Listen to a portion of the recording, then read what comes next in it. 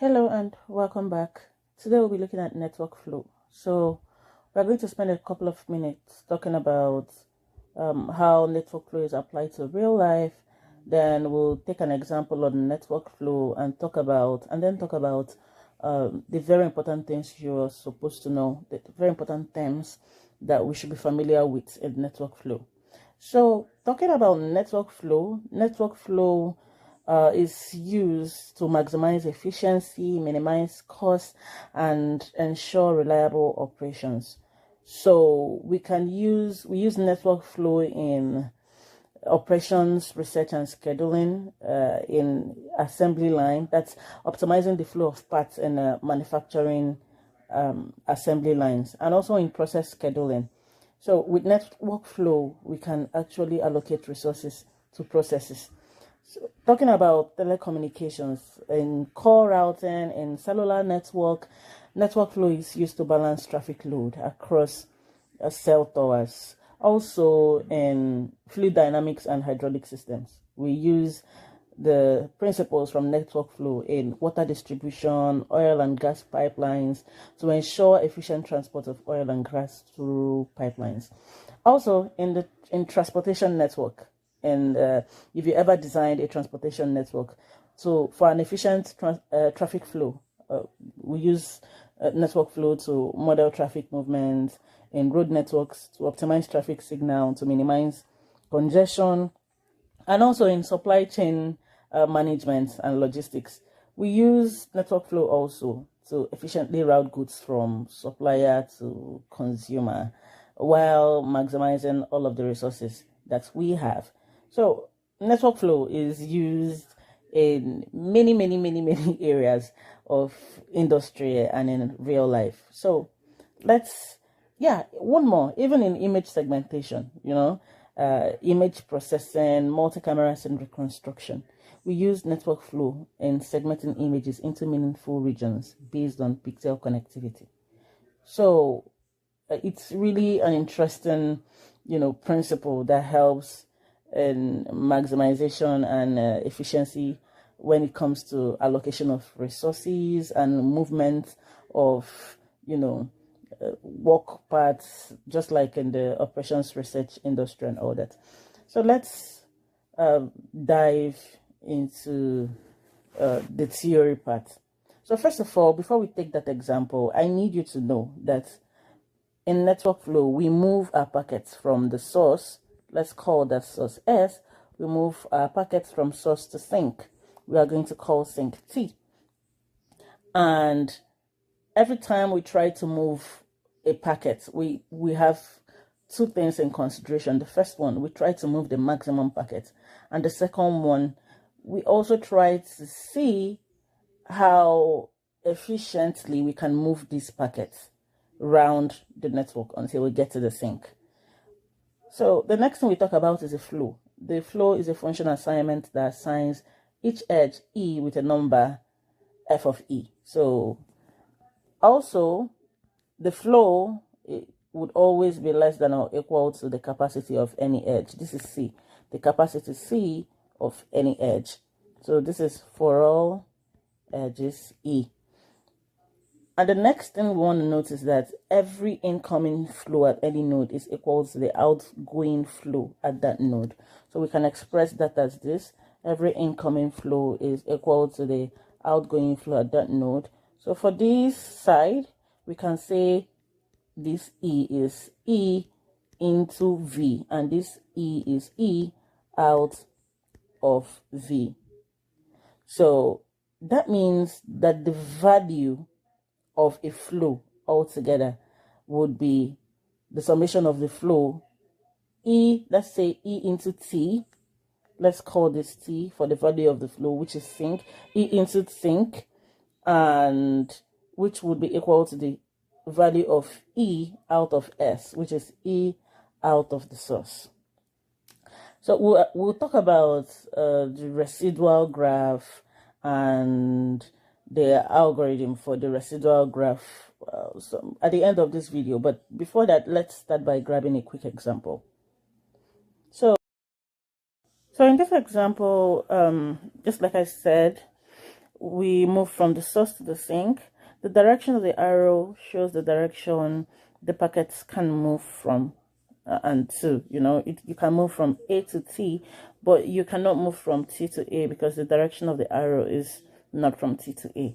You can move from D to C, but you cannot move from C to D because the direction of the arrow points from D to C.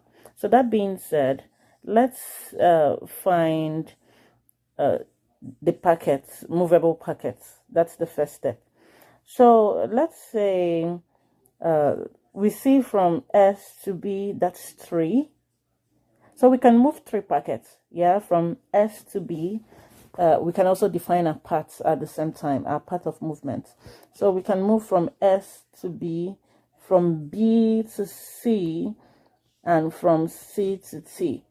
And we said we're going to move 3 packets. So we move three packets. We want to move 3 packets here all the way to T. So this is the path, or this is the point where we draw our residual graph.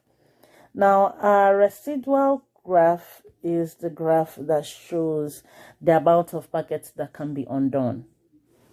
And this method of doing a network flow is called the Ford Fulkerson algorithm. Maybe I should just write it down here. This is called the Ford Fulkerson algorithm. So, Ford Fulkerson algorithm, right? We move packets and then we determine what our residual is. And then based on our moved packet and residual, we make the next best choice. So this is our residual graph. So we have S. It will take quite some time to draw this, but now we have S, B, T, A up here, D, and we have this going from here to here. 1. This is 10. Oh no, this was drawn wrongly. This should go this way. This would have 3. This will have 3, and this we have 10. This takes quite some time. 1, 2, and 5 with the arrow. The arrows are very important. So now for the residual, we moved 3 packets from B to C. So it means we have from B to C, we have 3 packets left. And here we have 2 packets left from C to C, right? So, but for the residual, what we can undo from C to T to C, we can undo 3 packets. From C to B, we can undo another 3 packets. And from B to S, we can undo 3 packets. So this is our residual graph. So having a residual graph, we can as well just grab this. So with this, we want to, with this, let's make the next step. So in this next step, we find our next path. What's the next path we want to take? We can move from S to T through A. So let's define our next path as SAT. And we can move 5 packets. So we move 5 packets, 5 and 5, yeah?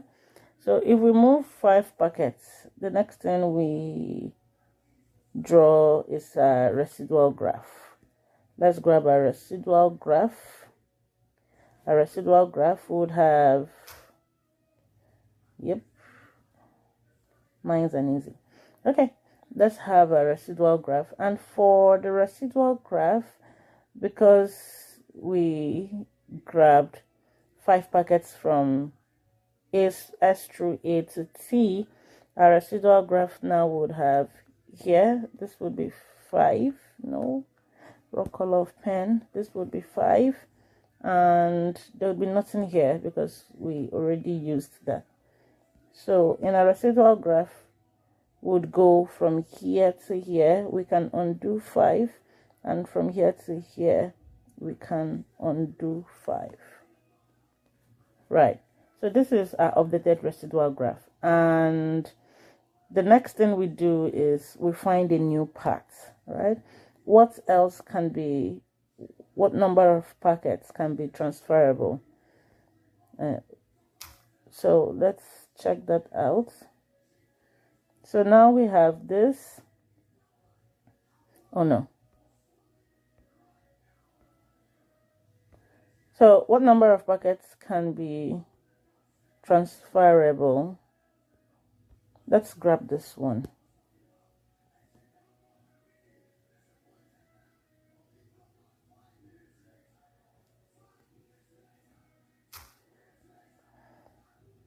So with this, we can move S, A, C, T.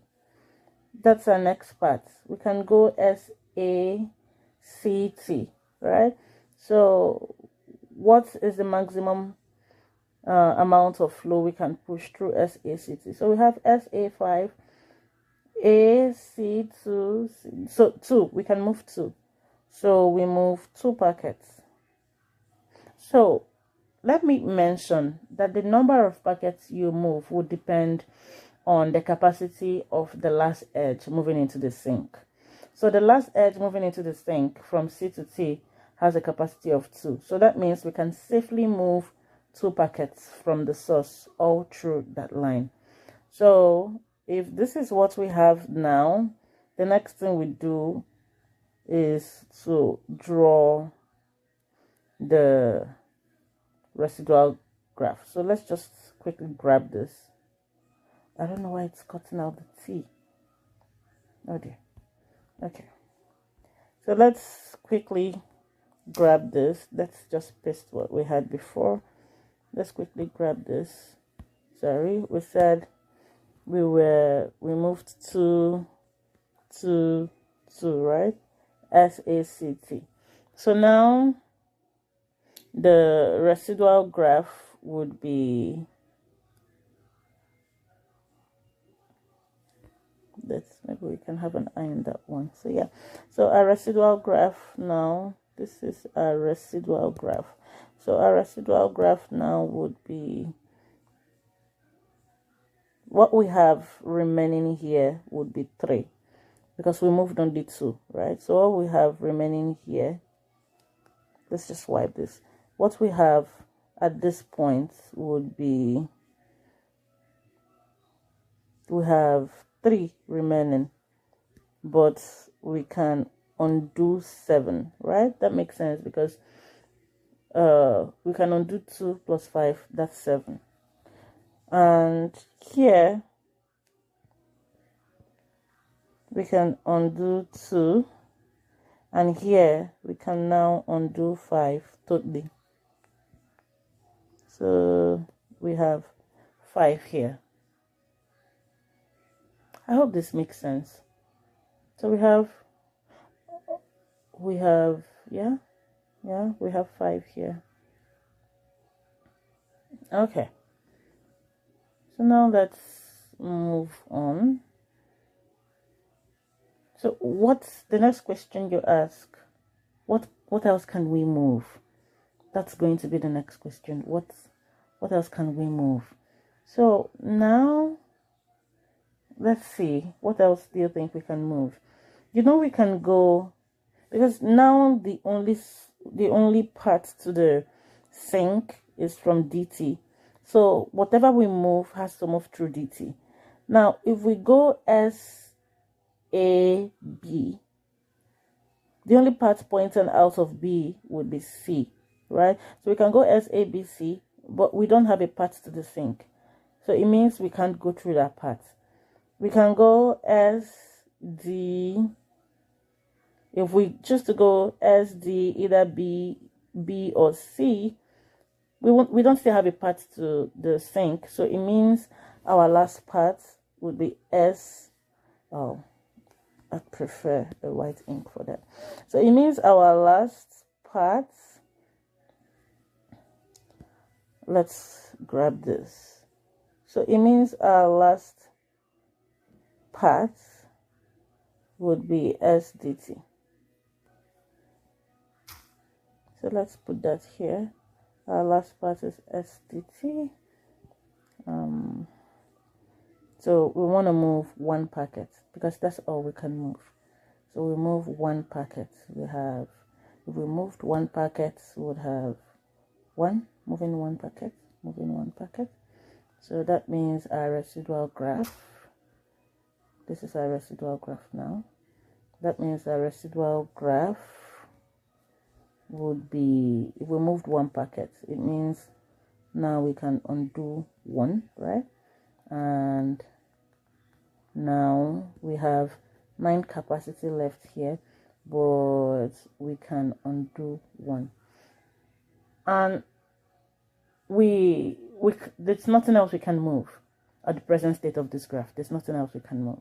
So the question now is, what is our maximum flow? Let's talk about our maximum flow. What is our maximum flow? It's quite easy to calculate what maximum or final flow is. We can have, let's call that final or maximum flow. So if you look at the sink, what's the total capacity from the last residual graph? What's the total capacity we can undo?